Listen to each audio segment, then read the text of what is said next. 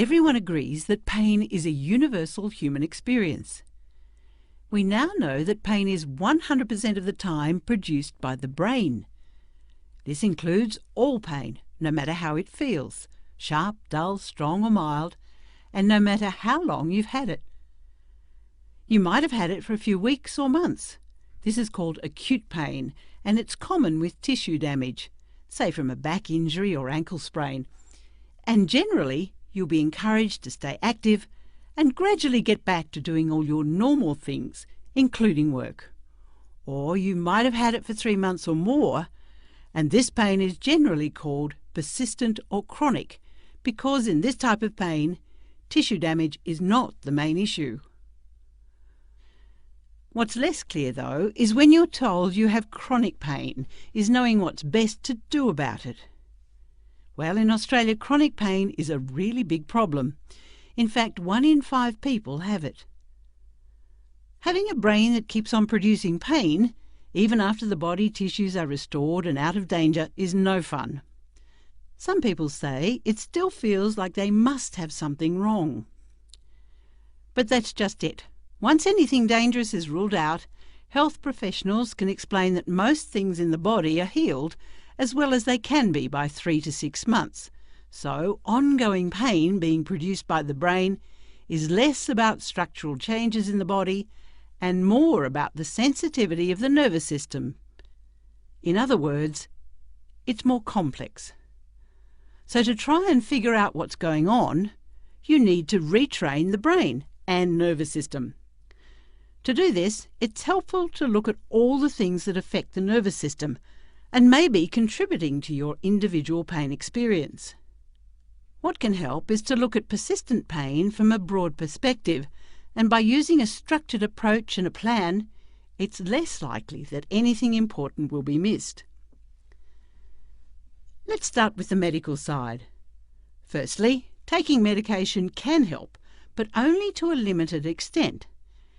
It is the more active approaches that are necessary to retrain the brain. So using medications to get going is okay, and then mostly they can be tapered and ceased. Some people also think surgery might be the answer, but when it comes to a complex problem like chronic pain, surgery may not be helpful. So if you're thinking of surgery, it's best to get a second opinion, and remember to consider all the things. Next, it is helpful to consider how your thoughts and emotions are affecting your nervous system. Pain really impacts on people's lives, and this can have a big effect on your mood and stress levels. All those thoughts and beliefs are brain impulses too, but you can learn ways to reduce stress and wind down the nervous system. This helps with emotional well-being and can reduce pain as well. The third area to consider is the role of diet and lifestyle. Now, it turns out that our modern lifestyle might not be so good for us. In fact, what we eat and how we live may really be contributing to a sensitized nervous system. Looking at all the things like smoking, nutrition, alcohol, and activity levels, and seeing if there are any issues is a good beginning, and these things can go on your plan. Then there's often enormous value in exploring the deeper meaning of pain and the surrounding personal story. By stepping back and looking at all the things that were happening around the time the pain developed, many people with pain can make useful links between a worrying period of life and a worsening pain picture. For many, recognizing deeper emotions can be part of the healing process. Last, but by no means least, is physical activity and function.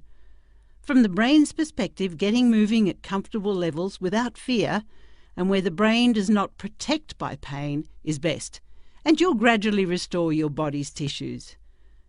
So, to sum up pain, it comes from the brain and it can be retrained, and when looked at from a whole person or broad perspective, gives you a lot of opportunities to begin. So, get a helping hand if you need it, set a goal, and begin.